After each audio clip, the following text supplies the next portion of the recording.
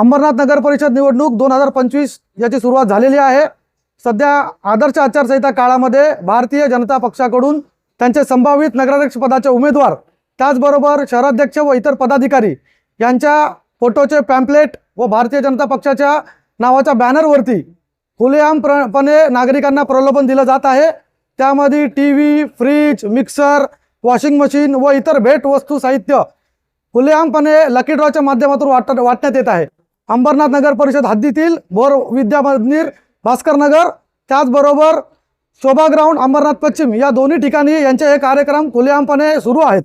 या कार्यक्रमाची आम्ही माहिती निवडणूक निर्णय अधिकारी यांना दिलेली आहे, पत्र दिलेले आहे, तरी सुद्धा कोणत्याही पद्धतीची कारवाई झालेली नाहीये।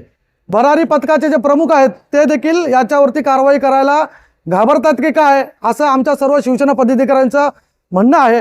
आता आम्ही जस्ट आर.ओ. साहेबांना भेटून या सर्व प्रकाराची माहिती दिलेली आहे आणि त्यांनी स्पष्ट निर्देश दिलेले आहेत की संबंधित पक्षावरती व त्याच्या पदाधिकाऱ्यांवरती कारवाई करण्यात यावी। हे स्पष्ट आदेश आर.ओ. साहेबांनी आता भरारी पथकाच्या प्रमुखांना दिलेले आहे।